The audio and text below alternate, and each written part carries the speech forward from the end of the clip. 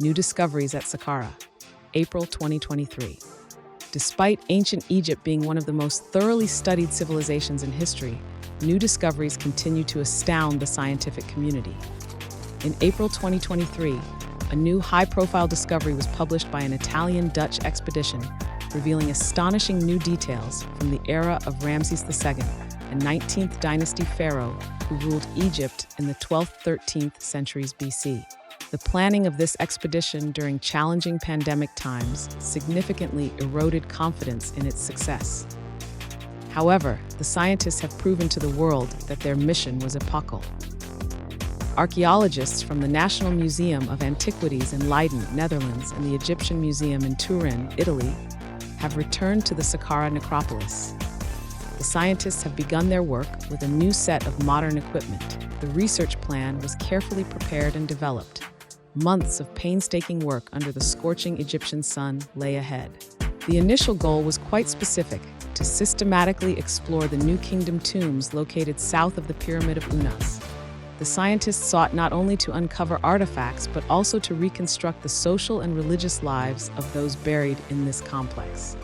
Note: the archaeologists were interested in the burials of high-ranking officials who served the state, not royalty. The reign of Ramses II was one of the most prosperous periods in Egypt. Art and science flourished during these times.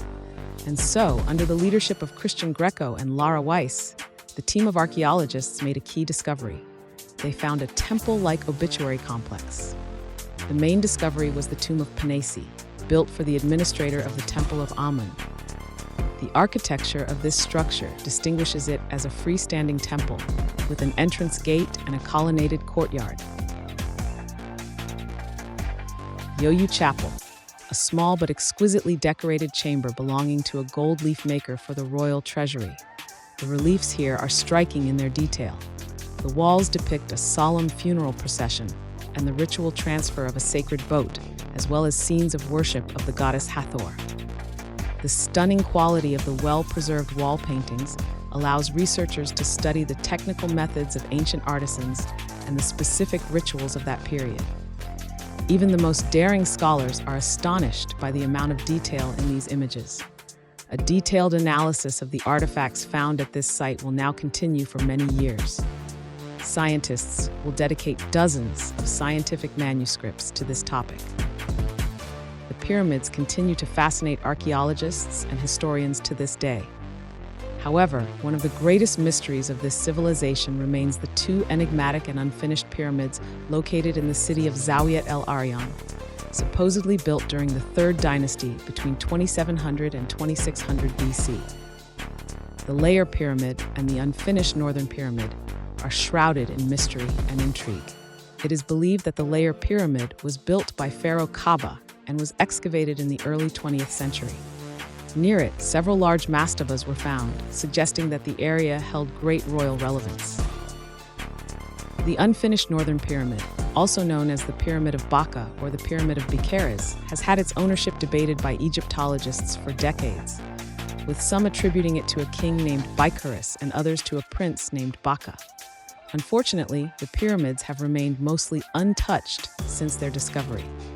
A nearby military base has restricted access to the area, leaving the ruins in a state of neglect, with a wealth of knowledge still waiting to be unearthed. Osiris, unlike a king, is a deity and therefore should not have a tomb. However, these restrictions did not stop rumors from circulating about the discovery of the so-called Tumulus of Osiris in Egypt and throughout the world in May 2015.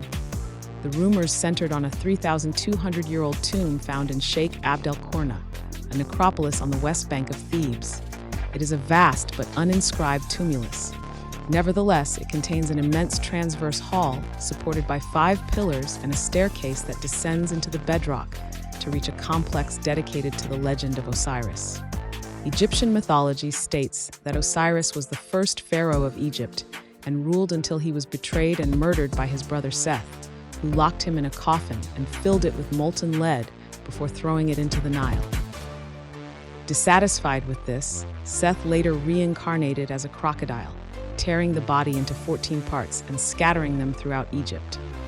Isis, wife of Osiris, subsequently recovered all the parts and buried them where she found them, erecting a sanctuary at each site. This site is undoubtedly a sanctuary for Osiris. But was any part of him buried here? It is almost certain that the tomb cannot be identified in any other way, which is strange. Our next and fascinating discovery from ancient Egypt is the magnificent Geyer Anderson cat statue, a bronze masterpiece dating back to the late period, approximately 600 years before the Common Era. This feline sculpture, standing 42 centimeters high, sports a profusion of luxurious ornaments and gold jewelry, including a protective Wedjat amulet. It is a representation of the feline goddess Bastet with a scarab on its head and another winged one on its chest. The Geyer Anderson cat is a true artistic gem, but the statue's beauty hides a dark enigma. It is not as well preserved as it appears at first glance. X-rays taken of the sculpture reveal near-total fractures around the center of the cat's body, and only an internal system of reinforcements prevents its head from collapsing. Fortunately, Major Geyer Anderson, who donated the statue to the British Museum, was a specialized restorer. It was he who added the reinforcements in the 1930s. He also removed a thick layer of verdigris and red patina to reveal the cat's true beauty. The Geyer Anderson cat is a standout example of the skill and craftsmanship of ancient Egypt, as well as a testament to the competence and talent of its creators. The Temple of Amun at Kawa in Nubia housed at least 3 splendid statues of Amun, represented in the form of a ram, protecting King Taharka, the pharaoh who began the construction of the stone temple in 683 BC. Amun was one of the most significant deities in ancient Egypt, and the ram was one of his sacred animals. Statues of rams or ram-headed sphinxes were commonly found in various temples consecrated to Amun. The rams were discovered by Professor Francis Llewellyn Griffith during his excavations at the temple between 1930 and 1931. One of these statues was acquired by the British Museum directly from Professor Griffith in 1933 and remains there today. The British Museum statue shows a ram reclining on its stomach with all 4 legs tucked under it, protecting a standing figure of King Taharka. The ram's head has a hollow indicating where a golden disc originally fitted, while a hieroglyphic inscription on the base proclaims Taharka as the son of Amun and Mut. The Ashmolean Museum in Oxford, England, houses the ram paired with the British Museum statue. A third statue is on display at the National Museum of Sudan in Khartoum.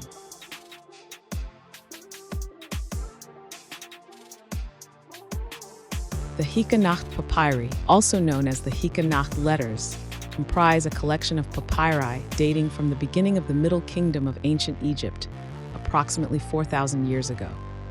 These valuable texts were discovered in the tomb complex of the Vizier Ipi and were inadvertently mixed with debris used to push the coffin of a servant named Mise into the burial chamber.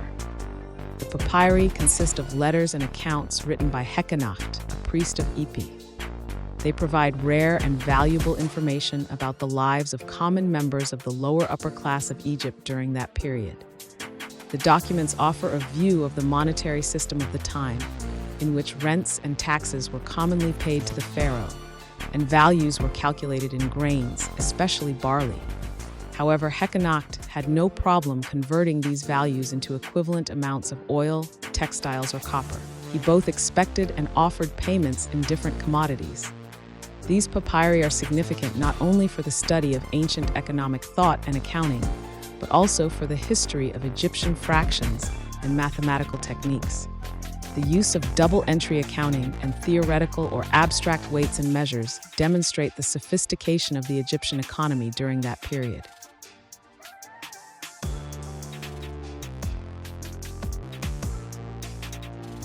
The splendid sarcophagus of Nejamonk, an ancient Egyptian priest of the divine Harishaf, was acquired by the Metropolitan Museum of Art in New York City in 2017 for an exhibition.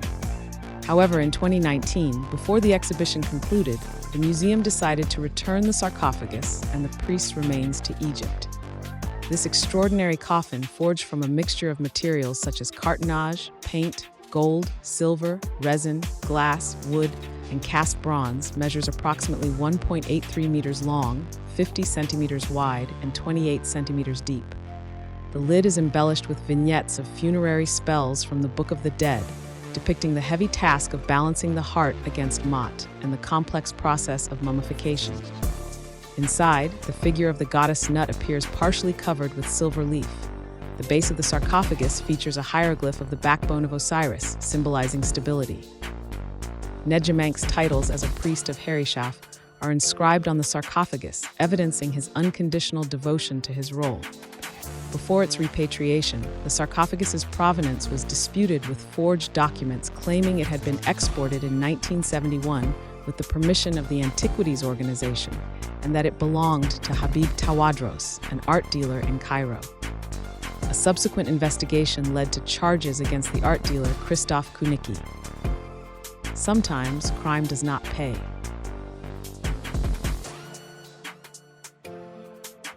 In a recent revelation at the end of 2022, archaeologists unearthed a treasure of approximately 20 ancient burials in the coastal city of New Damietta, Egypt.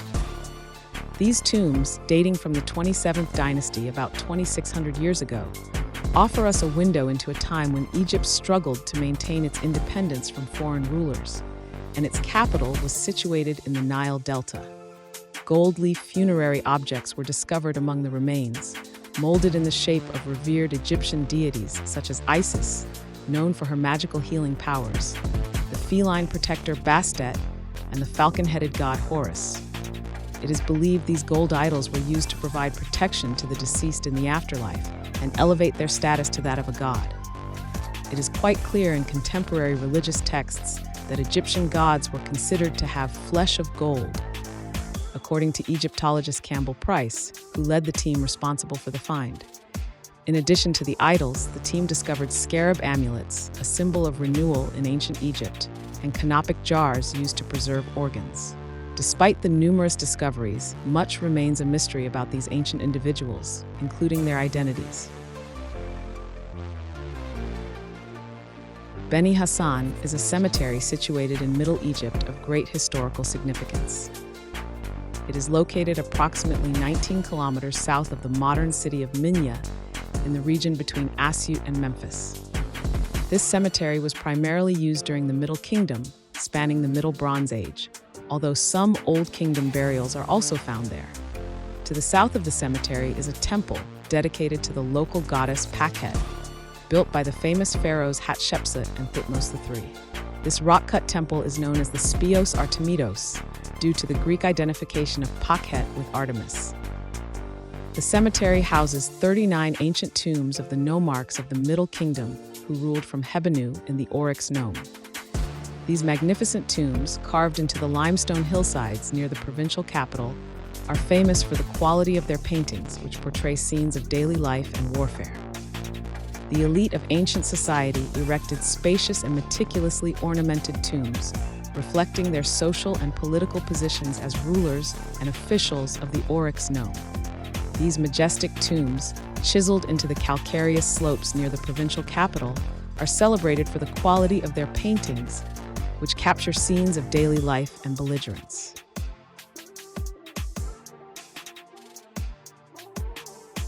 Next, we present the Kiosk of Trajan, a majestic temple whose elegant height has endured for centuries on the island of Agilkia, Egypt, known locally as Pharaoh's Bed. This singular structure is attributed to Trajan, the Roman emperor who reigned from 98 AD, although most of the temple's structure dates back to an earlier period, possibly during the reign of Augustus. Originally located on the island of Philae, the kiosk was moved to Agilkia Island in the 1960s as part of the international campaign to save the monuments of Nubia. With its formidable height of 15.84 meters, it is likely that the kiosk served as a shelter for the bark of Isis on the eastern shores of Philae Island. The 20 columns of the kiosk are exquisitely decorated with composite capitals, each topped by pillars 2.10 meters high, which were originally intended to be carved into higher pillars, though this decoration was never completed. Its attribution to Emperor Trajan is based on a sculpture within the kiosk structure depicting the emperor burning incense before Osiris and Isis, showing the grandeur of both Roman and Egyptian cultures in a harmonious union.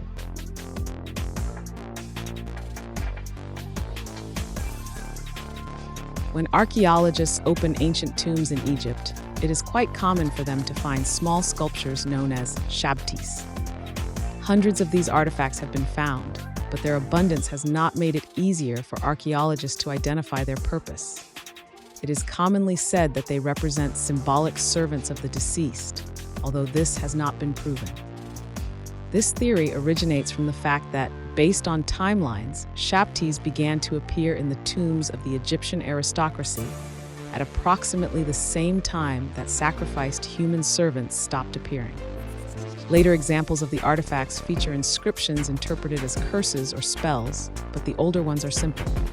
Some shabtis are depicted carrying small tools like hoes, while others carry baskets. The etymology of their name is unknown, with some believing it derives from shab, meaning to command, and others believing it comes from shawab, meaning stick. It may be that there's nothing more to it than the fact that someone thought they would be a beautiful ornament to include inside a tomb, and the idea became popular, but almost everything in an Egyptian tomb symbolizes something. The Mask of Tutankhamun is a true jewel of ancient Egyptian art and one of the most recognizable artifacts in the world. It is a dazzling gold mask placed over the mummified head of Tutankhamun with the aim of protecting and guiding the pharaoh on his journey to the afterlife.